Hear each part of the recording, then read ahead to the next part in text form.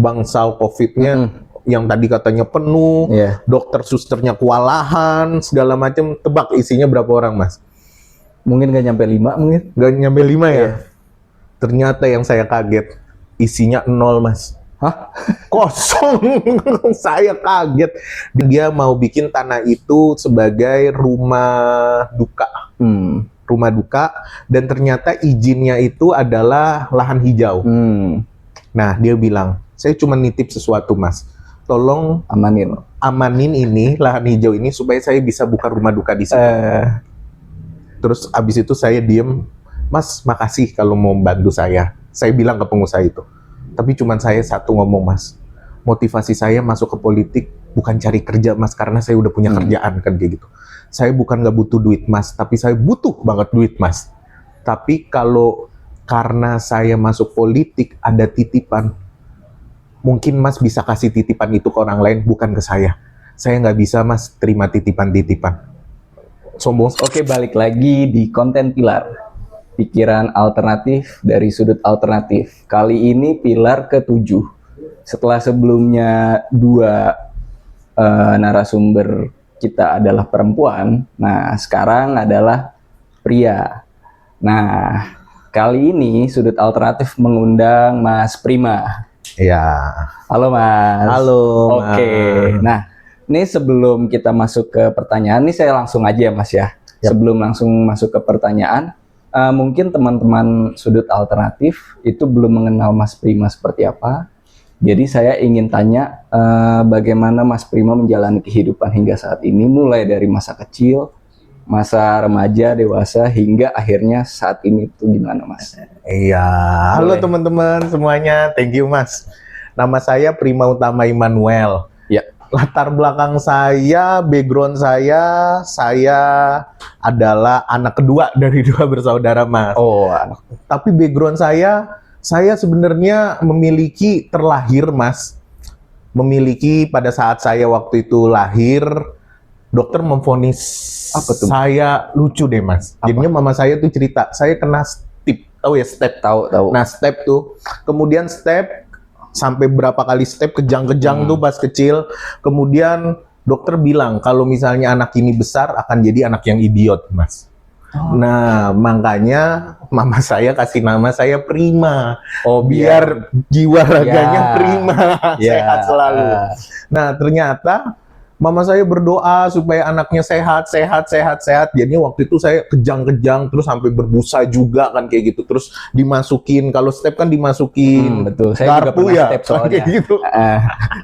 Nah, dimasukin garpu sampai kayak gitu. Kemudian dokter waktu itu karena saya sering sekali step, dokter bilang ini kalau anak udah gede akan jadi anak yang idiot dan umurnya nggak panjang. Tapi puji Tuhan, syukur alhamdulillah. Ya sampai dengan hari ini saya nggak idiot, Mas. Ya buktinya sekarang ada di sini. Di sini. Nah, kemudian background saya seorang banker di bank, kerja di bank. Tapi background saya bukan ekonomi, Mas. Apa tuh, Mas? Background saya masuk jurusan itu adalah IT sebenarnya. Oh, jadinya IT nyemplung masuk ke perbankan, Mas. Jadinya background saya adalah seorang IT. Kemudian saya nyemplung ke dunia perbankan. Oh, berarti kuliahnya dulu IT? IT, betul, Mas. Kemudian yang anehnya juga sekarang, sambil saya di perbankan, saya juga usaha. Usaha, saya ada usaha makanan dan ada beberapa bisnis juga kuliner. Jadinya restoran, saya usaha restoran. Jadinya kalau misalnya ditanya, Mas Prima background-nya apa? Macem-macem, Mas. Saya aslinya IT, programmer, kemudian masuk ke perbankan, dan saya saat ini juga seorang pengusaha. Seperti itu. Dulu itu kuliah IT di mana, Mas, kalau boleh tahu? Nah, kalau misalnya pernah dengar ada dulu namanya Universitas Multimedia Nusantara. Oh ya. Ya, punyanya Kompas Gramedia. Iya. Nah, saya di situ, Mas. Oh. Jadinya saya di situ di UMN ngambil jurusan jadi programming, sistem informatika, tapi ternyata nyemplungnya ke dunia perbankan. Jauh sekali kayak gitu. Nah, itu sedikit dari background saya lah. Oke. Nah, ini kan tadi Mas sudah bilang jauh sekali dunianya dari sebelumnya kuliah itu IT langsung ke perbankan. Sebetulnya apa sih yang menarik atau motivasi Mas sendiri untuk masuk ke dunia perbankan itu sendiri? Apakah ada ketertarikan dari mungkin dari SMA gitu, gue pengen kerja jadi bankir atau apa gitu, atau ada motivasi-motivasi lain? Ya sebenarnya gini Mas, cerita hidup saya emang dulu zaman dulu masih kuliah ya. Jadinya kan pacaran sana sini. Oh Mas asli Jakarta tapi? Asli Jakarta. Oh asli Jakarta. PDKT sana sini. Ya. Nah, to be honest waktu itu saya cukup papa saya seorang pendeta kalau di gereja namanya gembala sidang ya. Nah, papa seorang gembala sidang dan secara ekonomi pada saat itu kami tercukupi. Nah, kemudian saya kalau kemana-mana minta duit sama papa. Mau pacaran aja minta duit sama papa, Mas. Kemudian pada saat saya semester 5, ternyata papa saya dipanggil Tuhan. Kemudian papa saya dipanggil Tuhan, papa meninggal, ekonomi keluarga kami tiba-tiba berubah, goyang Mas. Tadinya saya tuh nggak ada niat saya mau kerja jadi apa, nggak ada niat. Karena bisa dibilang salah satu jemaat papa, dia adalah seorang direktur di perusahaan multi company. Jadinya dia bilang nanti kalau kamu lulus kerja aja di perusahaan Om. Saya udah berharap kayak gitu. Ternyata pada saat itu papa meninggal, ekonomi keluarga kami berubah dan ada salah satu orang yang datang ke saya juga, keluarga. Prim, kalau seorang istri, mama yang dipanggil Tuhan, papahnya masih ada, mungkin keluarga itu masih bisa survive. Tapi kalau yang dipanggil adalah kepala keluarganya, papahnya, biasanya keluarga itu akan dipandang rendah sama orang lain. Orang itu ngasih petua ke saya gitu. Jadinya satu-satunya cara kamu adalah kamu harus jadi orang sukses. Orang itu cuman kasih. Kalau enggak, keluarga kamu seumur hidup akan direndahkan orang. Pada saat itu saya mikir, masa sih Om? Kamu lihat aja. Ternyata teman-teman semuanya bener yang kejadian. Apa yang dia bilang. Tiba-tiba papa saya seorang gembala, pendeta yang tadinya dihargain orang. Pada saat figur itu meninggal, mama saya nggak dipandang sama orang. Keluarga kami nggak dipandang sama orang, nggak dihargain lagi sama orang. Kemudian bayaran kuliah, saya juga nggak punya dana, saya minta mama. Mah, ini harus bayaran kuliah pada saat itu seperti itu. Kemudian mama bilang, Prim, mama nggak ada dana. Terus abis itu mama bilang, kamu pilihlah salah satu. Kamu mau kerja, putus kuliah, atau yang kedua, kamu cari beasiswa. Kebetulan IPK saya 3 lebih dikit doang nih Mas. IPK saya 3 lebih dikit. Kemudian saya bilang, ya udah mah, saya coba apply beasiswa Kompas pada saat itu. Karena kan UMN punya Kompas. Kemudian saya coba ikutin tes demi tes segala macam. Nah kurang lebih tiba-tiba dapat beasiswa Mas. Akhirnya dapat beasiswa, akhirnya saya bisa lulus. Nah pada saat saya bisa lulus, saya bingung mau apply kerja di mana. Nah, saya lihat, saya tanya dosen, Pak dosen, saya bingung mau kuliah di mana, tapi yang duit gede bisa ngasilin uang buat keluarga saya apa sih? Saya nanya Pak dosen. Dan Pak dosen saya ngasih rekomendasi, Mas, pada saat itu, coba kamu apply ke manajemen trainee perbankan, karena manajemen trainee perbankan kamu lulus, langsung level kamu jadi setara wakil pimpinan cabang di bank. Akhirnya dengan semangat, saya coba apply. Akhirnya karena rekomendasi dosen saya masuklah terjerumus ke bank itu Mas. Padahal beda banget. Oh berarti awalnya terjun ke dunia perbankan karena ada rekomendasi dari dosen yang melihat bahwa oh ya kalau kerja di manajemen menjadi manajemen trainee di perbankan duitnya gede Mas. Betul. Berarti, motivasi utamanya itu ya Mas sebelumnya. Cari duit. Karena keluarga saya pada saat itu yang orang itu bilang caranya adalah anak harus bisa mengangkat derajat keluarganya. Kalau enggak ada papahnya, keluarga itu akan dianggap rendah sama orang lain.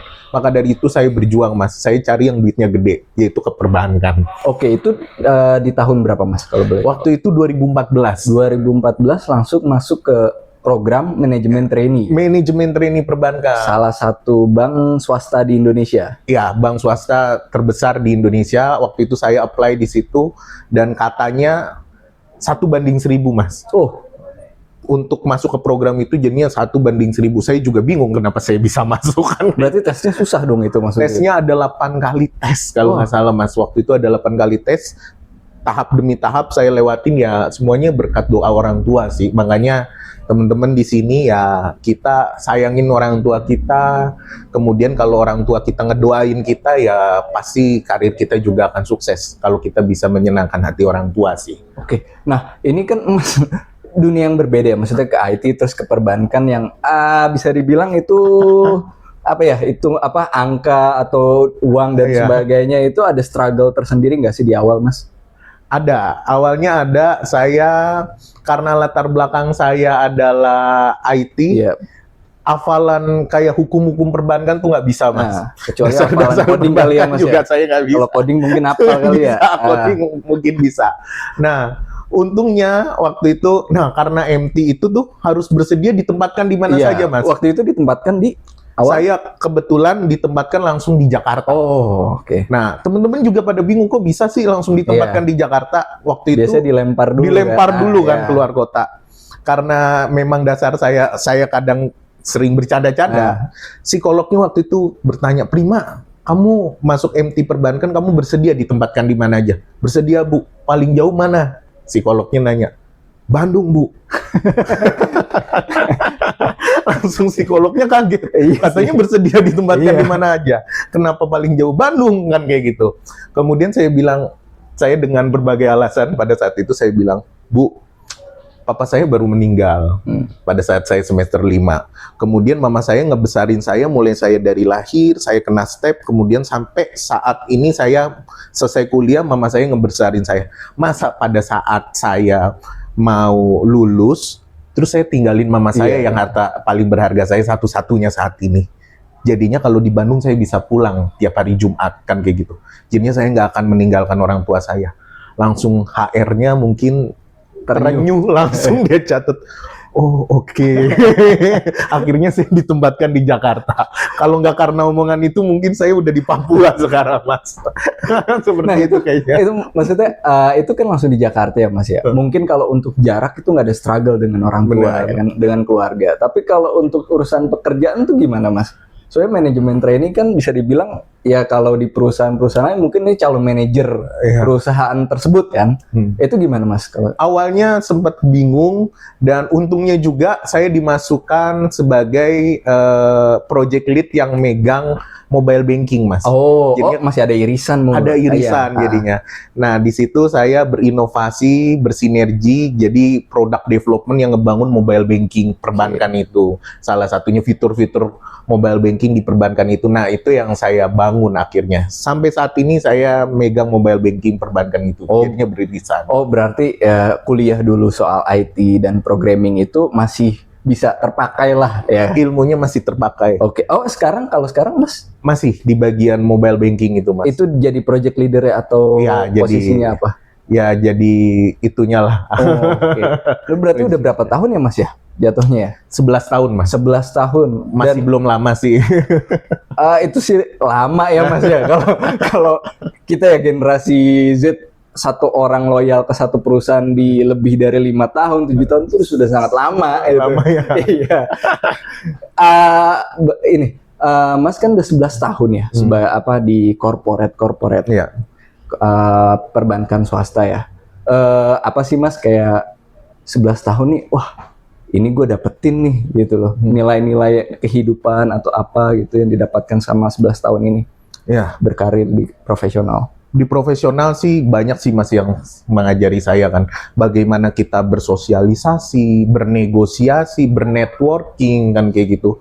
Tapi di awalnya saya banyak ilmu, tapi ada beberapa memang yang kadang harus kita cari juga di luar, Mas. Networking, jaringan itu yang harus kita cari di luar. Dan sejauh ini sih saya di perbankan nyaman, dan memang karena perusahaannya itu multinasional dan oke secara benefit segala macam, tapi memang terkadang kita harus gabung ke jejaringan-jejaringan di luar kantor kita supaya kita networking kita makin besar, makin banyak, dan banyak ilmu-ilmu yang didapat juga di luar sana. Karena ada beberapa case pengalaman yang nggak saya dapatkan di dunia perbankan, saya dapatkan di luar. Seperti itu sih, Mas. Oke, berarti Mas tadi udah nyebut bahwa ada berjejaring juga. Berarti selama 11 tahun Mas juga nggak fokus di dunia profesional aja dong. Maksudnya Betul. ada organisasi yang sedang dijalankan, Ya. atau ada komunitas yang lagi dijalankan. Itu boleh cerita Mas? Soal itu. Nah, beda lagi Mas. Oh beda lagi. Iya iya. Saya mau mengarah ke situ soal. Jadinya saya bermacam-macam, saya pengusaha juga, Betul, tadi kemudian pengusaha di perbankan juga. Nah, kemudian saya sempat masuk di perpolitikan juga, ke iya, politik itu nanti padahal akan orang kita bank. bahas. Iya, orang bank masuk ke politik kan. Iya itu keluar dari zona nyaman. Keluar dari zona nyaman. Nah, saya masuk berjaring kemana, kemudian saat ini saya juga mungkin kalau teman-teman tahu ada persekutuan gereja Pentakosta, jadinya saya salah satu masuk di kepengurusan sana juga. Kemudian saya juga masuk di beberapa juga relawan-relawan dari dulu pemerintah, saya juga masuk ke sana kan kayak gitu. Saya masuk ke struktur-struktur yang ada, jadinya bernetworking lah, cari teman sebanyak-banyaknya. Seperti itu sih Mas. Oke, berarti secara nggak langsung jiwa sosial Mas itu tinggi ya? Untuk bersosialisasi, Harusnya ya Mas. networking. Harusnya. Itu. Rasanya ya. Iya, terlihatnya seperti itu. Nah, itu tujuannya apa sih Mas maksudnya? Iya. Atau ingin kayak, kan kalau semisal ada orang, atau mungkin saya deh, ketika saya ingin berorganisasi atau masuk ke organisasi, ada satu hal yang mau saya dapatkan, yaitu entah itu validasi diri, atau entah itu networking dan sebagainya. Kalau Mas sendiri selain networking, Kalau saya kepengen kayak Pak Dasko. menyebut nama nih, Pengen kayak Pak Dasko. si kancil. Temennya banyak. Oke. Bisa memaintain di mana-mana. Oke. Dan karirnya meningkat. Nah, Wih. karena networking kan. Nah, saya kepengen kayak Pak Dasko sih Mas. Impiannya. Impiannya Semoga Pak Dasko ingat nama saya Prima. Pak Dasko. nanti dikirim ke Dasko. Nanti dikirim. Nah, tujuan saya ya ke perpolitikan adalah menjalin relasi sebanyak-banyaknya. Kemudian kedua, karena yang saya pernah selalu bilang sama teman saya terlahir dari keluarga kan, kalau di IG ya ada pewaris dan perintis Ya. gitu ya. Nah, saya ini bukan pewaris Mas, saya generasi perintis. Jadi saya merintis sekarang. Nah, harta paling besar kita sebagai perintis adalah jejaring, networking. Jadinya ya itu yang saya andalkan kan kayak gitu. Saya cari teman sebanyak-banyaknya, bukan cari musuh kan kayak gitu. Semakin banyak teman, semakin banyak yang ngebantu kita. Oke, berarti sejauh ini Mas hanya di Persekutuan Gereja Pentakosta Indonesia, atau ada lagi yang lain? Jadinya saya di Persekutuan Gereja Pentakosta juga. Kemudian saya di Sinode Gereja Betani, itu saya sebagai bendahara pusat Sinode Gereja Betani, di mana Gereja Betani itu ada beberapa ratus gereja. Nah, saya di pengurus pusatnya Mas, sebagai bendaharanya. Kemudian ketiga, saya juga di struktur gereja. Saya diangkat sebagai wakil gembala sidang saat ini. Kemudian yang keempat, saya di organ relawannya Mas Gibran. Nah, salah satu organ relawannya Mas Gibran juga sebagai bendahara umum. Dan ada beberapa lagi organisasi-organisasi lain lagi. Mayoritas jadi bendahara ya Mas ya? Iya, nggak tahu sih Mas kenapa ya jadi bendahara. Rata-rata jadi bendahara. Mayoritas jadi bendahara. Oh, berarti sejauh ini organisasi keagamaan dan organisasi politik yang tadi Politik, disebut. iya. Keagamaan dan politik. Itu. Kenapa Mas maksudnya? Apakah Mas melihat bahwa kalau mungkin dulu ayahanda Mas itu sebagai pendeta itu karena emang udah aktif di organisasi keagamaan. Terus Mas sendiri masuk ke organisasi keagamaan yang tadi Mas sebut itu. Apa ada alasan lain atau apa karena hanya ingin berjejaring saja atau karena ingin mengikuti jejak ayah juga mungkin? Ya. Kalau dulu saya terkesan sama kata-kata Pak Ahok ya. Apa tuh yang mana? Yang mana? Banyak tuh? ya. Banyak masalahnya deh. Ceritanya emang banyak ya. Nah, Pak Ahok waktu itu pernah bilang ya, katanya kalau misalnya orang kaya, pertama kan dia bilang adalah orang rajin bisa mengalahkan orang malas. Orang rajin kalah sama orang kaya. Tapi orang kaya kalah sama penguasa kan kayak gitu. Oh iya, dia pernah sempat Dia sempat ngomong kayak gitu. Ya, orang kaya kalah sama penguasa. Nah, di sini yang saya bilang adalah ya sebagai saya seorang pengusaha, kemudian saya juga masuk ke organisasi gereja dan sebagai hamba Tuhan di gereja, kita harus dekat sama pemerintah.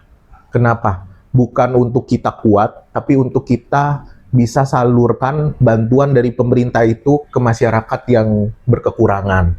Kemudian kedua, bisa membantu lagi orang lain. Misalnya ketika ada yang dipersulit, mohon maaf Mas, BPJS-nya dipersulit karena kita deket punya jaring ke pemerintahan, ada warga kita, jemaat kita yang dipersulit sama BPJS atau segala macam kan kayak gitu.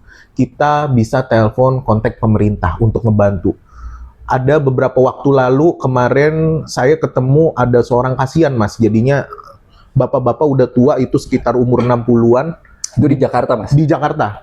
Jakarta Timur. Oh, di Jakarta Timur. Di Jakarta Timur dia tidurnya di gerobak, kemudian kena stroke, Mas. Keluarganya nggak ada yang mau nolong, kan kayak gitu. Kemudian mau dibawa ke rumah sakit juga nggak ada dananya segala macam. Kartu BPJS-nya juga nggak ada, kan kayak gitu. Rumah sakit semuanya nolak. Ada salah satu anggota dewan yang kebetulan saya kenal juga, boleh sebutin namanya? Boleh, nggak apa-apa, Mas. Ibu Josephine Simanjuntak, kan kayak gitu. Dia dari daerah pemilihan Jakarta Timur. Saya kontak. Dia orang Batak kebetulan. Saya bilang, Ito, tolong bantu. Ini kasihan, kan kayak gitu. Dalam waktu 1 hari langsung didatengin orang dinas kesehatan, ngejemput itu, dibawa ke rumah sakit, dibawa ke dinas, diurusin, Mas. Kalau bukan kita, nggak punya jejaring ke pemerintahan, kita nggak bisa ngebantu orang lain. Nah, menurut saya, kita sebagai masyarakat, sebagai orang yang dititipkan amanah, misalnya di gereja atau dimanapun, di pengusaha, kita harus dekat sama pemerintah. Karena ada orang yang perlu kita bantu. Kita bisa bantu bukan hanya pakai uang kita, tapi bisa bantu dari alat-alat pemerintah tadi, Mas. Seperti itu. Oh, berarti tujuan untuk Mas berjejaring di organisasi keagamaan yang diikuti, tujuannya itu? Tujuannya itu, salah satunya Mas, jadinya. Ke pemerintahan juga tujuannya itu. Supaya bisa ngebantu banyak orang, bukan pakai dana kita. Karena dana kita terbatas, Mas. Dana umat. Dana umat. Dana umat, jadinya seperti itu. Oke, tadi Mas juga udah nyebut nih, ini kan dari dunia perbankan, terus Mas juga aktif ikut organisasi keagamaan, terus juga ada relawan Gibran. Berarti kan ada irisan dengan politik. Ya. Nah, boleh diceritakan Mas, perjalanan politik yang Mas jalani? Ya. Karena dunia perbankan jauh banget ya. Zona nyaman, Mas. Saya juga kalau udah di dunia perbankan dengan gaji mungkin di atas 2 digit, udah ngapain juga saya ke politik gitu loh. Semua orang ngomong gitu. Iyalah, Mas. Iya.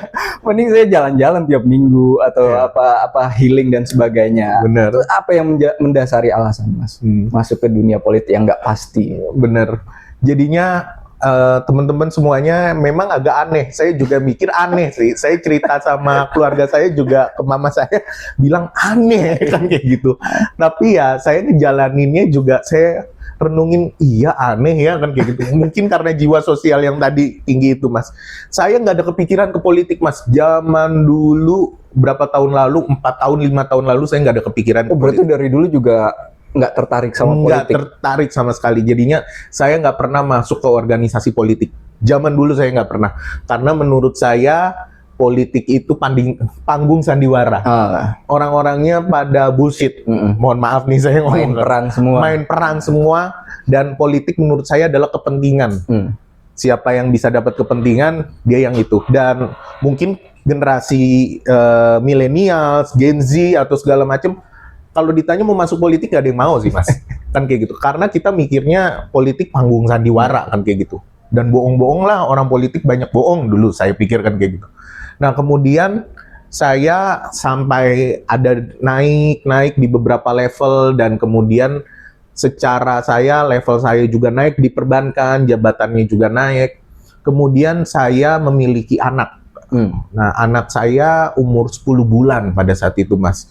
Anak saya umur 10 bulan, lagi zamannya COVID tinggi-tinggi. Ingat ya, waktu itu kan ada varian Delta ya. Itu lagi tinggi-tingginya COVID. Kemudian pada saat dicek, anak saya yang umur 10 bulan itu ternyata demamnya itu 40 derajat. Dia hampir step kayak saya dulu kecil. Kemudian saya panik. Saya bawa anak itu ke rumah sakit karena saya pikir, wah ini kenapa nih, takutnya kurang cairan atau apa. Darahnya dicek, anak saya tersebut ternyata kena DBD, Mas. Anak umur 10 bulan dan panasnya itu sampai 40 derajat, kena DBD. Pas dilihat lagi ternyata bukan hanya DBD. Karena mau masuk rumah sakit pada saat zaman dulu kan di swab dulu ya. Oh iya. Anak umur 10 bulan udah kena DBD, dia kena COVID-19. Dan variannya juga tinggi. Jadinya dia demam dan kayak udah kayak orang mau meninggal. Anak umur 10 bulan udah tergeletak, nggak bisa ngapa-ngapain. Nangis aja juga nggak bisa. Saya di situ saya inget jam 2 siang, Mas. Kemudian saya mikir, yang penting bisa masuk. Oh, nggak bisa, rumah sakit ini rumah sakit ibu dan anak. Jadi harus direkomendasin ke rumah sakit yang nanganin COVID. Iya. Nah, kebetulan ada rumah sakit daerah di Jakarta Timur yang direkomendasiin sama rumah sakit swasta tersebut yang tempat anak saya dicek itu.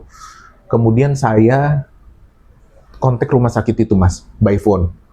Apakah benar ini rumah sakit ABCD, saya nggak mau nyebutin brandnya, rumah sakit pemerintah, Mas. Saya tahu. Iya, rumah sakit kalau pemerintah. RSUD di Jakarta Timur tuh nggak banyak.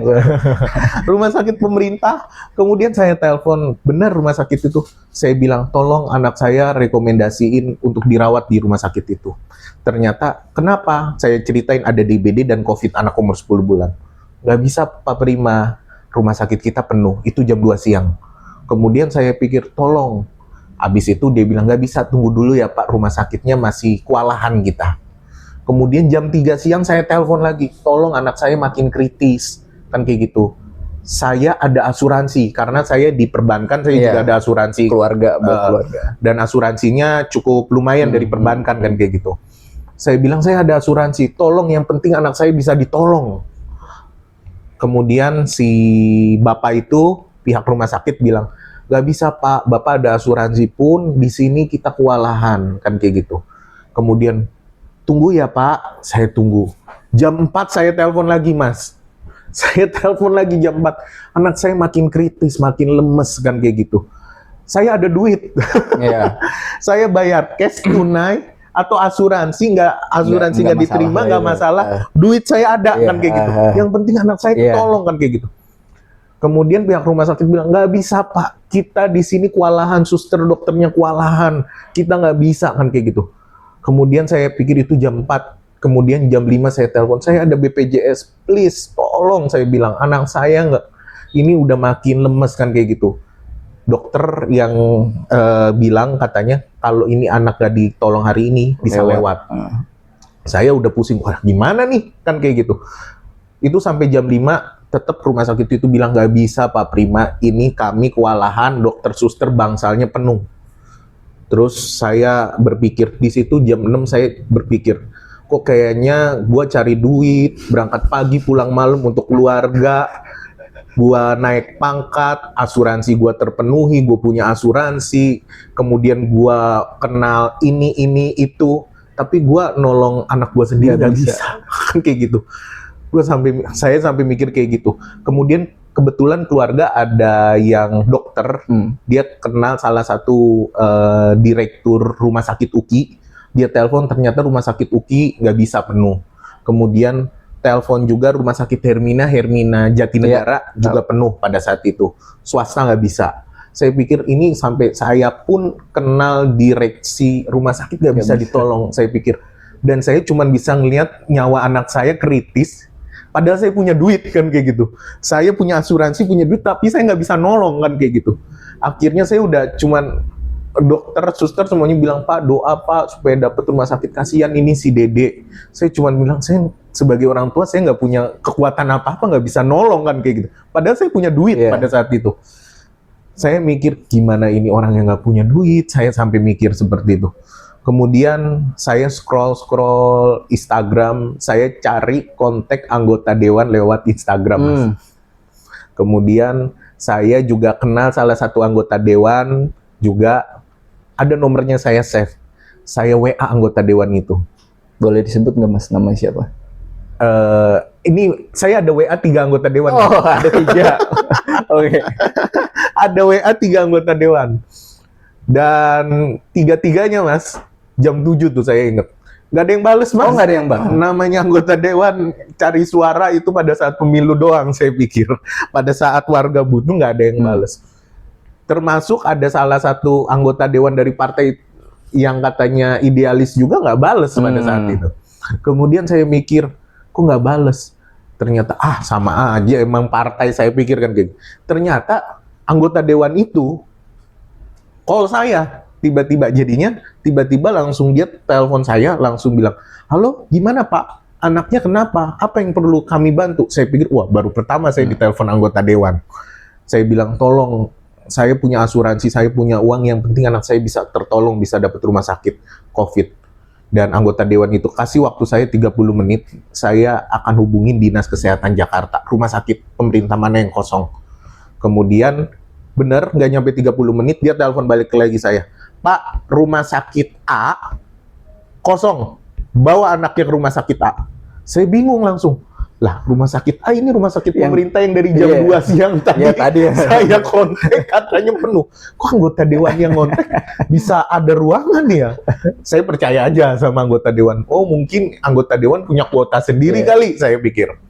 Saya bawalah ke rumah sakit A itu, Mas. Itu jam 8 malam saya bawa, anak saya udah lemes, tergapar kan kayak gitu. Saya bawa, pada saat saya bawa ke rumah sakit A itu, saya kaget, Mas. Lihat dokternya, susternya. Tahu, Mas, bangsal COVID-nya yang tadi katanya penuh, dokter susternya kewalahan, segala macam. Tebak isinya berapa orang, Mas? Mungkin nggak nyampe 5 mungkin. Nggak nyampe 5 ya?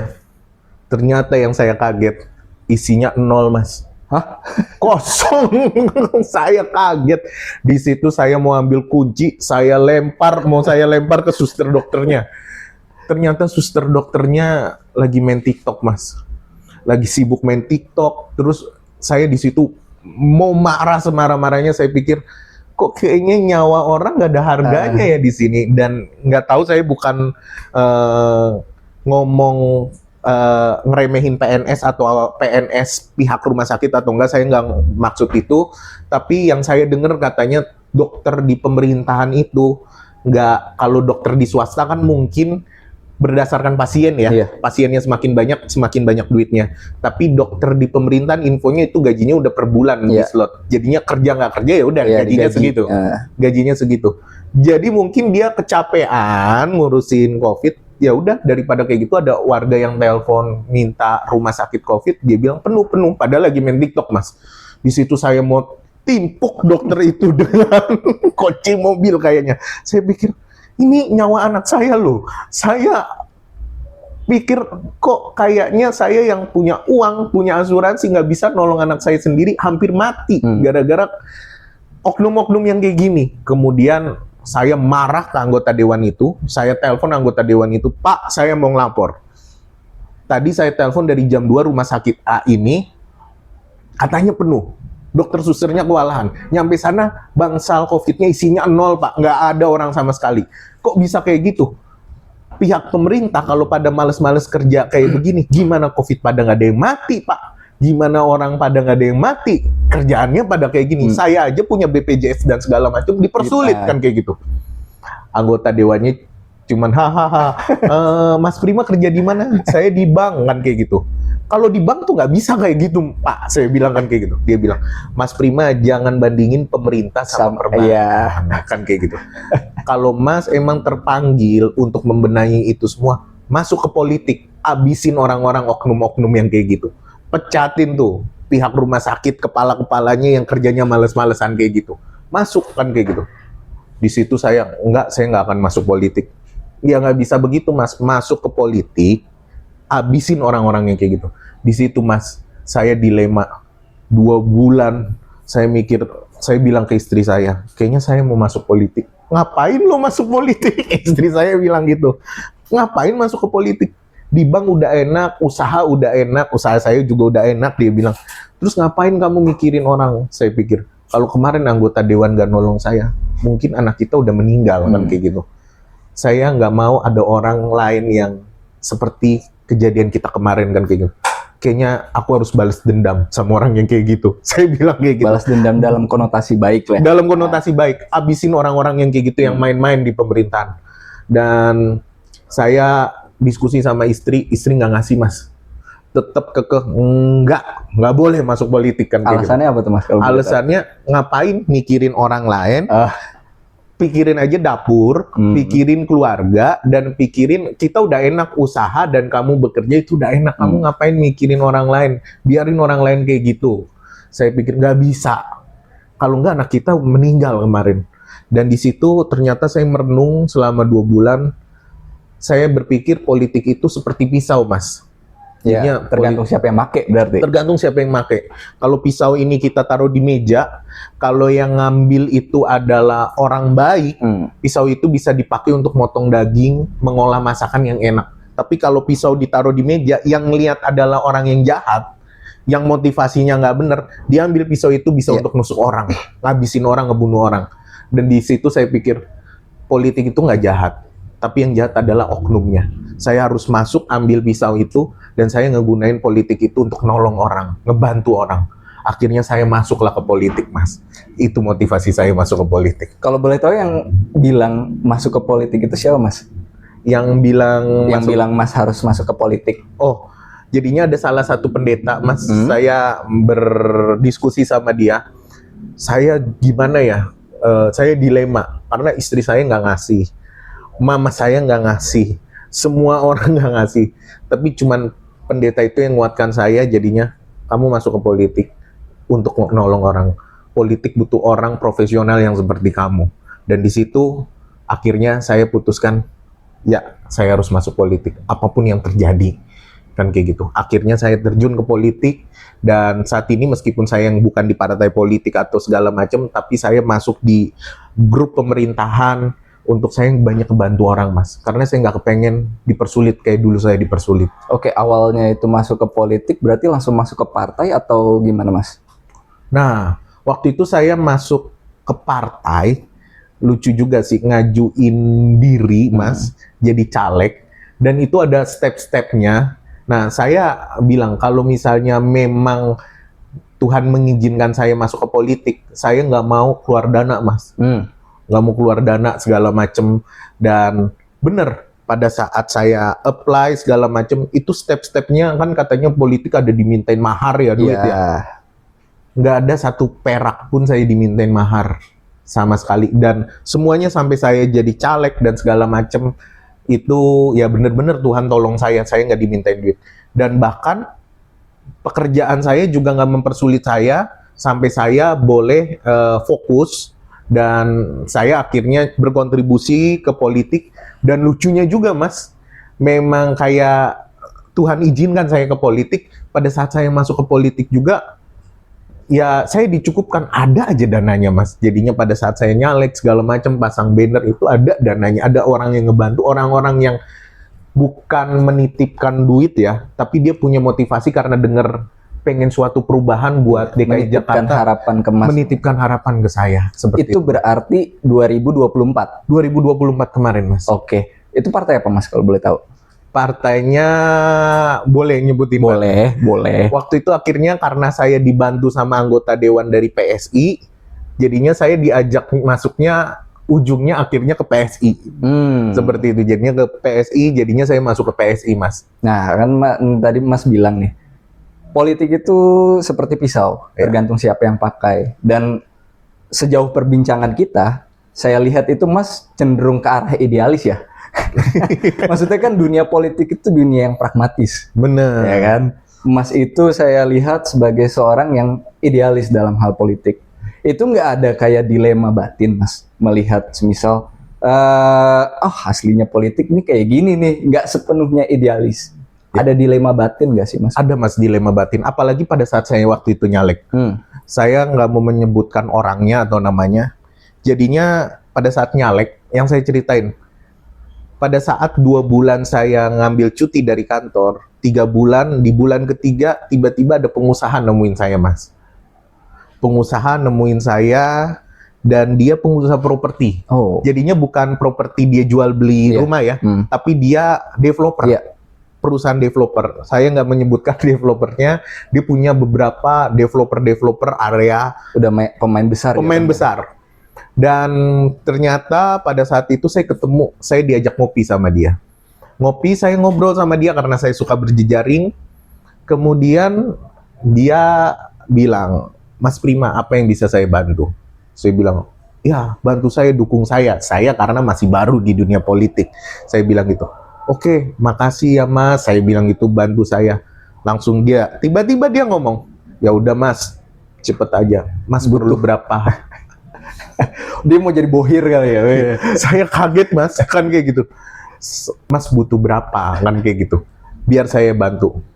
Abis itu saya bilang, saya baru pertama kan. Maksudnya kan kayak gitu. Mas, masuk politik itu ada dananya. Mas udah sekuat apa dananya? Saya bantu dana Mas, kan kayak gitu.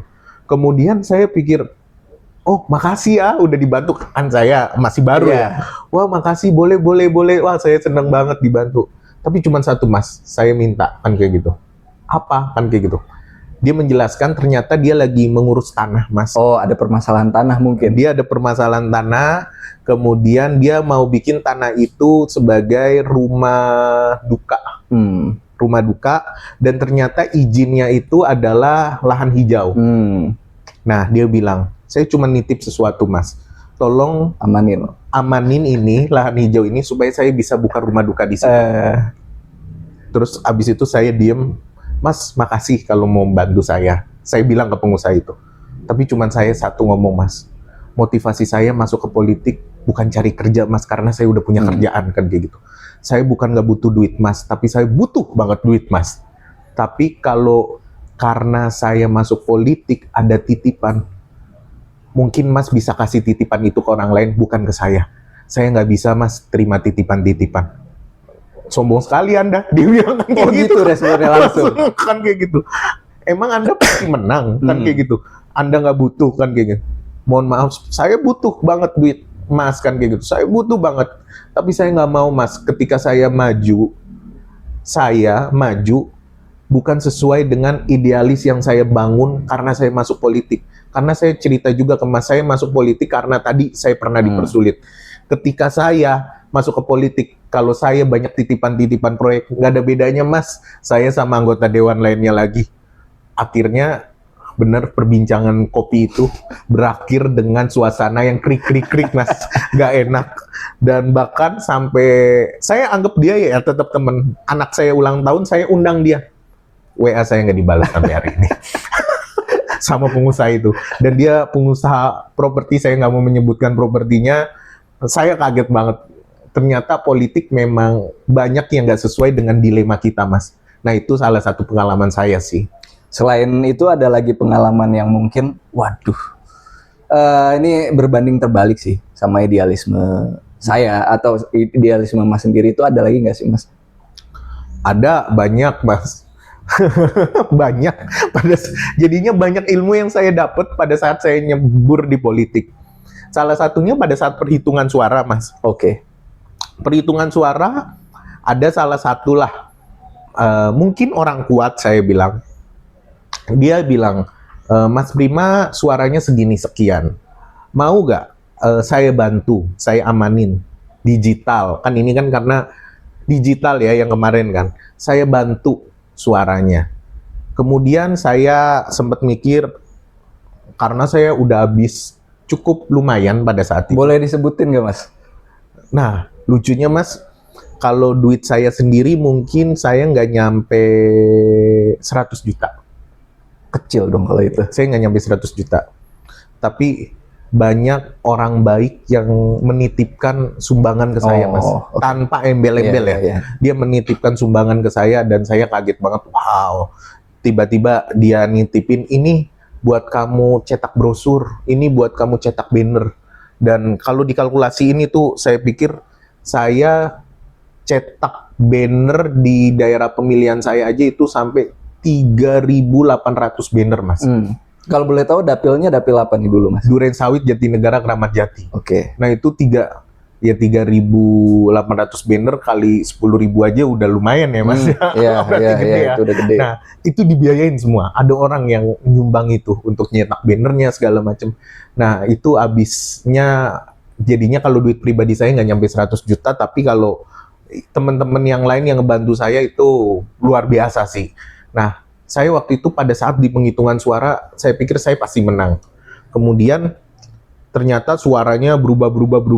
Dia bilang, saya bantulah. Ibaratnya kayak sulap menyulap suara banyak tuh Mas. Iya. Kemudian pada saat seperti itu transaksi, dia bilang, oke, saya janjian karena Sama saya oknum ini sama oknum orang kuat itu katanya janjian besok pagi kita ketemuan di coffee shop, kita transaksi. Kemudian deal dengan harganya segala macam, berapa digit ya lumayan oke, harganya juga segala macam udah deal, dan saya dibilang saya pasti menang pada saat itu. Dan saya bilang ke mama saya, gimana nih mah? Ya udah, kalau kayak gitu mama siapin dananya, dibantu sama orang tua saya. Kadang-kadang orang tua bisa diskusi, bisa salah ambil langkah juga ternyata di situ. Orang tua saya ngedukung saya, Mas. Kemudian kemudian saya pikir, oke, Mas, besok transaksi ya di coffee shop A gitu ya, besok pagi jam 9 kalau nggak salah, 9 pagi di coffee shop A ya, jam 9 pagi saya ketemu kan kayak gitu. Udah deal, saya pikir saya pasti menang. Kemudian karena jarak suaranya cukup lumayan, bisa terakomodir dengan yang tadi itu.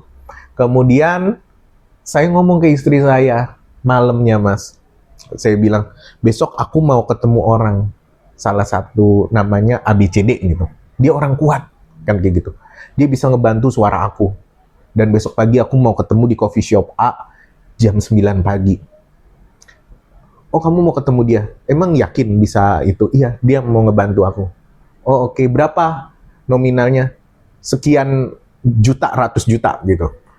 Oh, oke. Terus tiba-tiba istri saya diem, dia natap saya, dia bilang, motivasi kamu ke politik untuk apa, Prim? Untuk ngebantu orang, untuk nolong orang. Motivasi kamu ke politik untuk menang atau untuk nolong orang? Abis itu saya diem langsung. Gantian saya yang diem. Bukannya dulu kamu idealis, kamu ngomong ke aku ya, aku nggak ngebolehin kamu masuk ke politik, Prim, tapi kamu bilang ke aku, kalau kamu motivasinya ke politik untuk ngebantu orang, karena anak kita pernah dipersulit hampir mati, makanya kamu mau masuk ke politik. Kamu masuk ke politik bukan untuk cari kerjaan kan? Bukan, kan aku udah punya kerjaan. Kamu untuk ngabisin orang-orang yang mempersulit kamu kan? Iya. Kenapa sekarang kamu berusaha masuk ke politik dengan duit yang ada? Kan kayak gitu. Kamu yakin kamu bisa menang dengan duit yang ada? Saya diem lagi. Terus dia bilang, aku nggak mau aku makan dari nanti kamu duit korupsi. Atau anak-anak kita makan dari duit korupsi. Karena kalau kamu masuknya pakai duit, Prim, pada saat nanti kamu menjabat, kamu juga akan main duit. Karena kamu udah ngawalinnya dengan duit, dengan cara-cara yang nggak bener. Pada saat di dalam, kamu juga akan pakai cara yang nggak bener. Percaya sama aku. Aku nggak mau punya suami seorang koruptor. Di situ, Mas, saya diem. Kamu balik lagi ke motivasi kamu masuk politik untuk apa? Di situ saya diem, Mas. 30 menit saya diem, bengong, kayak orang bodoh. Akhirnya saya pikir, iya ya, motivasi saya kan untuk memperjuangkan. Kenapa malah di sini sekarang motivasi saya, malah saya mau menang. Emang saya mau cari kerjaan, saya udah punya kerjaan kok di bank. Dan 30 menit kemudian saya telepon si oknum itu. Pak, besok nggak jadi. Kenapa, Mas? Kan kayak gitu. Saya udah luangkan waktu loh, kan kayak gitu. Nggak jadi, Pak. Kenapa? Dia bilang kan kayak gitu. Ya menang kalah urusan Tuhan. Kalau Tuhan belum mengizinkan saya menang, berarti emang bukan jalan saya. Saya nggak mau menghalalkan segala cara untuk masuk ke politik, kan kayak gitu. Karena tujuan saya ke politik bukan untuk menang, tapi untuk saya bisa ngebantu orang lain. Dan di situ juga kaget, Mas. Ternyata saya bisa ngomong kayak gitu. Berani untuk ngomong seperti itu. Ya alhasil sekarang saya nggak menang, tapinya di situ mungkin akhirnya orang melihat saya trusted sama saya, Mas. Dengan itu saya bisa masuk ke organisasi A, B, C, D. Bukan saya ada di partai politik, tapi dengan relasi saya di politik, saya bisa ngebantu banyak orang sekarang. Menolong banyak orang lewat organisasi saya, lewat saya berjejaring di dunia politik. Nah, itu jadinya idealis. Kalau kita terlalu idealis, mungkin banyak yang nyecer kita di politik. Tapi kalau kita tetap idealis, orang akan trust sama kita dan orang-orang percaya sama kita dan kita bener-bener bisa ngebantu orang meskipun kita nggak di partai politik. Seperti itu, Mas. Nah, ini kan Mas tadi udah bilang, udah menyebut bahwa dapilnya itu dapil 4 ya Mas ya? Duren Sawit, Jatinegara. Itu kebetulan tempat tinggal saya. Waduh. Itu kebetulan tempat tinggal saya. Selama menjadi caleg itu, kan turun ke lapangan. Ya. Duren Sawit, Jatinegara itu nggak banyak orang yang bisa dibilang menengah ke atas itu nggak banyak. Tapi yang paling banyak itu menengah bawah. Banyak. Yang rumahnya masih kayu, triplek dan sebagainya itu mungkin Mas dulu pas belusukan tuh sering ketemu gitu. Ya. Nah, selama menyerap aspirasi suara masyarakat pas kampanye itu, suara-suara apa sih Mas yang paling banyak Mas dengar gitu loh? Harapan-harapan apa gitu yang ingin mereka wujudkan? Entah itu hidupnya jadi lebih baik, entah itu soal pendidikan, kesehatan dan sebagainya. Suara-suara apa sih Mas yang paling Mas dengar? Ya, bener Mas. Jadinya kerjaan saya pada saat saya maju nyalek, saya itu 4-5 titik tiap hari. Jadinya capek Mas. Itu saya kayak bisa dibilang kayak orang kerja, berangkat pagi jam 8 baru balik jam 7 malam. Jam 9 Jadinya jam 7 tuh baru kelar acara. Jadinya saya belusukan, ngider. Sampai saya pikir bercanda sama tim saya, ini kita udah kayak pengamen ya. Muter-muter rumah warga, ngetok, ngobrol, dialog kan kayak gitu. Kan saya sampai bilang, presidennya siapa aja terserah, kan kayak gitu. Tapi saya datang ke sini untuk memperjuangkan ibu bapak. Nah, Mas, banyak banget masalah di lapangan yang saya nggak pernah temuin. Salah satunya Mas, itu kasus-kasus luar biasa ya. Pinjol Mas. Pinjol itu betul ya. Di kalangan ibu-ibu itu banyak banget. Betul. Itu pinjol banyak banget. Nah, itu pinjol waktu itu salah satunya ternyata tuh banyak juga yang gini Mas. Kasihan, datanya dipinjem. Kemudian nggak bisa bayar. Jadinya saya ngebuka lembaga bantuan hukum gratis. Dan dari 100% yang masuk ke saya, 70% itu soal pinjam-meminjam, pinjol Mas. Jadinya ada yang dianiaya, ada yang digebukin sama pinjol gara-gara nggak bisa bayar. Nah itu kasus piutang pinjol itu tuh banyak banget, 70% itu paling banyak. Itu banyak banget. Kemudian penyalahgunaan juga tanah Mas. Ada di wilayah Cipinang. Ini yang Cipinang mana nih Mas? itu rumah saya tuh. Ada di wilayah Cipinang. Ini paling aneh sih. Ini gimana tuh ceritanya? Ceritanya saya ketemu, ini masuk juga ke lembaga bantuan hukum saya Mas. Jadinya lembaga bantuan hukum, saya ngebuat lembaga bantuan hukum gratis. Itu lucu Mas. Aneh tapi nyata. Jadinya seorang jenderal, misalnya menggunakan nama supirnya dia takut namanya, masa jenderal bisa beli tanah besar gitu ya. Dia menggunakan nama tetangganya ini misalnya Abidin gitu ya. Pakai untuk beli sesuatu tanah Abidin gitu. Atas nama Abidin. Misalnya Abidin Wahyudi gitu ya. Nama Abidin Wahyudi kan banyak ya. Menggunakan nama Abidin Wahyudi untuk membeli tanah. Nah, udah ada kesepakatan si jenderal itu dengan Abidin Wahyudi. Ini tanah saya tapi saya pinjam nama kamu. Oke, dibelilah tanah supaya mungkin menghindari pajak atau apa, saya nggak tahu.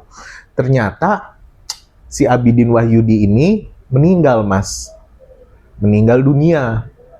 Si jenderal ini takut lah ahli warisnya nanti menuntut kan, karena nggak tahu kesepakatannya kan.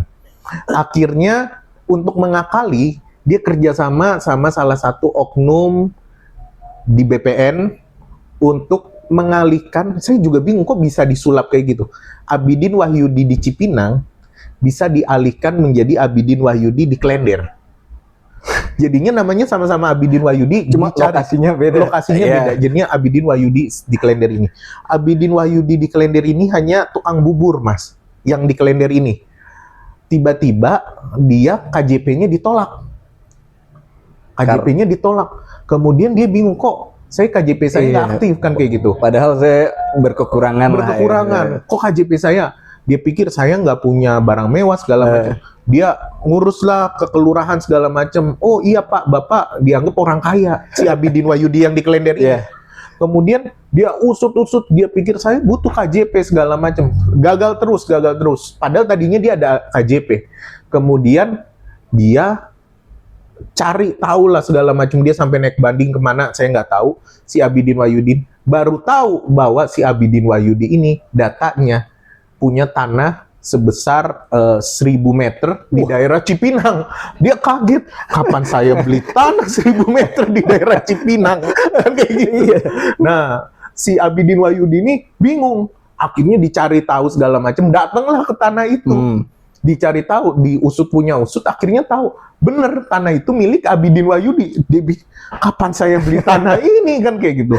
Ternyata usut punya usut, ternyata terjadilah permainan seperti itu. Nah, kemudian si tukang bubur ini bilang, saya nggak pentingin tanahnya karena saya tahu itu bukan tanah saya. KJP. Cuman saya pengen saya bisa lolos KJP kan kayak gitu. Dia lapor ke polisi karena si oknumnya ini adalah jenderal, nggak bisa. Tutup masalahnya. Dia maju kemana-mana nggak bisa. Akhirnya ketemulah dengan saya itu lembaga bantuan hukum saya. Kita somasi jenderalnya langsung. Waduh. Ngeri. Kita somasi jenderalnya, kita laporin segala macam. Nah, kebetulan kan di PSI juga ada BPN waktu itu, saat itu Raja Juli. Raja Juli. Kita bikin rame lah segala macam. Akhirnya diperbaikilah datanya dengan benar. Akhirnya si Abidin Wahyudi itu dinyatakan, ya intinya diperbaiki bahwa entah ada kesalahan data atau segala macam katanya. Akhirnya diperbaiki datanya, Abidin Wahyudi itu akhirnya bisa ngurus KJP kembali, Mas. Itu permasalahan pertama yang saya temuin, salah satunya. Permasalahan tanah. Ada juga orang meninggal, ini buruh cuci, Mas. Saya ketemu. Mungkin ibunya kalau misalnya nanti nonton itu, saya juga ngangkat ibu ini. Sekarang kami cukup dekat. Ibu ini lebih kasihan lagi, Mas. Jadinya ibu ini married sama seorang bapak tahun 2019. Kemudian bapak itu supir Jack Linko ya. Nah, supir Jack Linko, kemudian tahun 2022 si bapak itu meninggal kena angin duduk. 2022 atau 2023 saya lupa. Kemudian kena angin duduk meninggal. Nah, dia dapat BPJS Ketenagakerjaan kan harusnya pencairan. Nah, salah satu BPJS Ketenagakerjaan untuk dicairkan adalah harus ada surat kematian dan segala macam. Dia urus surat kematian ke kelurahan. Dia urus surat kematian ke kelurahan, ternyata dipersulit. Tahu gak, Mas, kelurahannya ngomong apa? Dia bilang, Ibu A ya, saya nggak mau menyebutkan namanya, Ibu A, Ibu istri kedua ya? Kan kayak, oh saya istri kedua. Iya, kan kayak gitu. Nah, untuk keluarin surat kematian, ahli waris kan kayak gitu, harus ada tanda tangan istri pertama. Dia bilang kan kayak gitu. Terus abis itu si ibu itu bilang, kan bapak udah cerai sama istri pertama, kan kayak gitu. Ibu harus cari tahu tanda tangan istri pertama untuk ngeluarin kelurahan mau keluarin ahli waris. Kemudian si ibu itu bingung, dioper-oper, dia cari istri pertamanya, gak ketemu, Mas. Padahal duit BPJS Ketenagakerjaannya itu untuk menyambung hidup dia. Kemudian paling berapa sih pencairannya? Wah, dia ngurus ke kelurahan itu 3 bulan, 6 bulan tuh tetap nggak bisa, Mas. Kemudian ketemu saya, lembaga bantuan hukum saya, kemudian si ibu itu cerita kan kayak gitu. Dan si ibu itu dengan polosnya cerita ke saya, Mas, saya nikah sama Bapak 2019. Bapak cerai sama istrinya 2004. Istri lama, pertamanya udah lama. Kan nggak mungkin pas 2019 saya kawin, Bapak kenalin, ini istri pertama saya ya. Udah lama banget gitu. Ini ya Bu, ya istri pertama saya, salam dulu, salam. Saya masih simpen kontaknya. Kan nggak mungkin, saya bingung istri pertamanya di mana kan kayak gitu. Terus apa tujuan kelurahan mempersulit saya kan kayak gitu. Dan Bapak udah cerai secara legal. Kenapa saya disuruh mintain tanda tangan istri pertama? Dan sama istri pertama juga nggak ada anak, kan kayak gitu. Kenapa saya harus seperti itu? Langsung karena saya meeting sama tim hukum saya, coba dong undang-undang perceraian yang ada gimana bunyinya. Dia pelajarin teman saya, nggak ada kayak gitu. Langsung, oke Bu, besok kita ke kelurahan, tim hukum saya nemenin kan kayak gitu. Saya dibantu tim hukum saya itu luar biasa teman-teman hukum saya. Kemudian dia datang ke kelurahan, kasih tunjuk, saya lawyer ABCD, Pradi, saya dari partai, orang caleg ini, saya mau nanya Pak Lurahnya mana? Kan kayak gitu. Kenapa Pak? Kan kayak gini. Saya bersama ibu ini, kalau Bapak mempersulit ibu ini, saya akan permasalahan ini ke jalur hukum. Kan kayak gitu. Saya mau ketemu Pak Lurah, tunjukkan ke saya pasalnya di mana istri pertama yang udah diperceraikan harus tanda tangan. Kan kayak gitu. Tunjukkan ke saya pasalnya. Kalau masih mempersulit, saya bawa ini ke ranah hukum. Pak Lurahnya langsung ketakutan. Langsung, enggak, miskom, maksud saya cuma nanya ke ibu itu, kan kayak gitu. Ada gak istri pertamanya? Ibu itu cuma jawab ya atau tidak. Kalau misalnya dia jawab ya, ya udah saya cuma nanya doang. Maksud saya cuma nanya bercanda. Enggak, saya nggak minta tanda tangan. Si ibu itu bilang, sumpah Pak, Bapak waktu itu bilang itu kok. Kan enggak. Si lurahnya bilang kayak gitu. Akhirnya dalam 1 hari tanda tangan, diurus BPJS-nya keluar Mas. Padahal cuman kayak gitu. Si ibu itu sampai sujud syukur kan kayak gitu. Makasih Mas Prima, sampai nangis saya dipeluk. Saya pikir ini nih warga yang nggak dapet ini. Kalau ditanya apakah saya milih, Bu pilih saya nggak bilang kayak gitu. Tapi saya bisa ngebantu dia, itu rasa syukur saya sih. Seperti itu sih Mas. Berarti pembelajaran penting apa sih Mas selama Mas turun ke lapangan? Itu ke dapil Mas waktu itu dapil 5, itu pembelajaran paling berharga yang Mas dapatkan sekarang ini apa, kalau boleh tahu?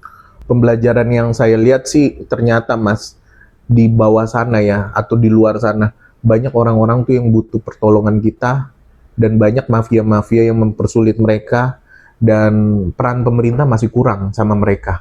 Dan saya bisa bilang anggota dewan mungkin pada saat kampanye baru datang, pada saat nggak masa kampanye hilang kan kayak gitu. Mungkin beli suaranya untuk pilih, abis itu udah dipilih, ibaratnya udah dibayar, dia nggak akan datang lagi.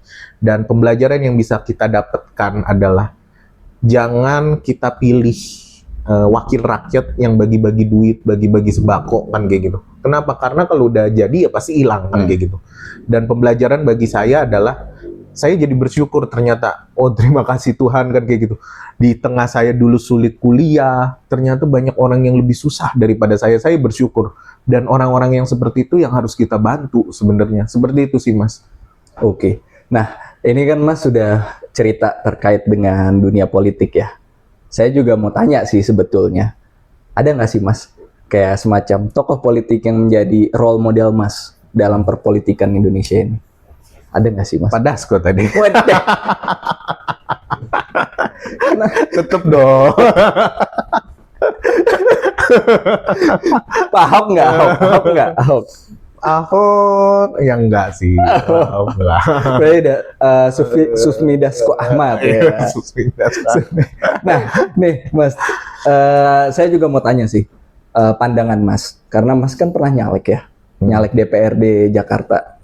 Sekarang juga gubernur Jakarta itu kan baru ya, baru dilantik. Mungkin 8 bulan mungkin baru dilantik. Mas melihatnya seperti apa sekarang? Ya. Sebelumnya memang saya dari organisasi yang lain juga sempat mendukung Mas Pram juga. Oke. Beberapa kali ketemu Mas Pram waktu itu. Banyak hal yang sebenarnya mungkin bisa saya ceritakan juga. Ya, saya merasa, saya tadinya berharap Mas Pram dengan program-program yang sebelumnya bagus Mas Pram. Program-program Mas Pram bagus. Tapi saya merasa dengan kecepatan era digital saat ini dan semuanya bisa cepat, menurut saya program-programnya masih kurang Mas. Contohnya? Banyak hal Mas yang misalnya terkait pengatasan banjir kan kayak gitu. Abis itu proyek strategis yang pembangunannya sampai sekarang yang bikin gorong-gorong galian kan kayak yang di rumah saya lagi tuh. Iya, yang nggak selesai-selesai sampai sekarang. Saya mikir kan kayak gitu. Saya dulu berharap ya Mas Pram itu memang punya program yang bagus luar biasa kan kayak gitu. Dan Mas Pram pengalaman di pemerintahan, tapi mungkin Mas Pram boleh lebih turun lagi ke masyarakat, lebih belusukan lagi. Kan waktu itu saya dengar pas zaman kampanye Mas Pram pernah nanya ke Pak Jokowi katanya, kalau mau menang harus turun sampai berapa puluh kali gitu ya. Ya semoga pada saat ini nanti menjabat juga rajin turun ke bawah, dan itu banyak proyek-proyek gorong-gorong yang bikin macet itu yang nggak selesai-selesai. Saya juga bingung kenapa kok nggak selesai dan bikin macet, kayaknya dibiarin gitu. Kalau di Singapura itu selesainya cepet, kenapa di Indonesia proyeknya Jakarta proyeknya bisa lama, tak terhingga berbulan-bulan. Nah itu mungkin yang bisa jadi bahan koreksi juga sih Mas. Seperti itu sih Mas. Oke, berarti permasalahan di Jakarta yang Mas lihat saat ini yang paling urgent itu yang harus diatasin apa sih Mas? Dari segi pendidikan kah? Atau dari segi kesehatan kah? Banyak Mas. Nah, kemarin saya sempat baca ya. Jadi ada riset terbaru. Saya lupa lembaga riset apa gitu. Dari masyarakat yang dilakukan research itu, ternyata 80% merasa udara di Jakarta itu sangat buruk ya. Buruk banget kualitasnya. Nah, 80% survei itu menyatakan buruk banget. Kemudian ada survei juga yang mengatakan, saya sempat baca juga meskipun saya udah nggak di politik, tapi kadang sering baca-baca, itu taman-taman kota, area terbuka kota saat ini juga masih belum dipelihara semaksimal mungkin. Padahal dulu janji Mas Pram katanya kan taman terbuka hijau mau berlaku 24 jam. Ternyata taman-taman kota nyatanya ini udah berapa bulan masih kurang gitu. Masih kurang dikelola dengan yang baik kan kayak gitu. Dan masih kurang juga menurut saya. Dan area terbuka hijau masih kurang, taman kota masih kurang, udaranya juga masih kurang. Dan khususnya Gen Z juga Mas. Gen Z itu tim saya di kantor banyak yang Gen Z. Gen Z itu berharap kita bisa work from anywhere. Betul. Nah, kita bisa kerja di coffee shop atau segala macam. Nah, pemerintah sebenarnya harusnya bisa menyentuh itu dengan dia berkolaborasi dengan beberapa coffee shop atau tempat nongkrong untuk mensupport para startup. Jadinya lebih banyak misalnya tempat-tempat kolaborasi yang hasil kerjasama pemerintah dengan misalnya coffee shop A gitu, kayak didanain supaya startup ini kayak seakan-akan punya tempat coworking space. Nah, di Jakarta belum punya seperti itu. Kalau kita lihat di Singapura, Malaysia, itu pemerintah memperhatikan coworking space, free coworking space, jadinya startup ini bisa maju. Nah, mungkin Mas Pram bisa menyentuh ke situ, ke area situ. Karena kita perlu coworking space, free coworking space jadinya, supaya sekarang kan eranya digital, Gen Z bisa ngebuat mungkin usaha dimanapun, online, dengan tempatnya bisa nongkrong di coffee shop, dengan space yang ada, dan UMKM di Indonesia akhirnya bisa maju, di Jakarta bisa maju. Nah, itu mungkin kebijakan-kebijakan itu yang mungkin lebih diawasi lagi.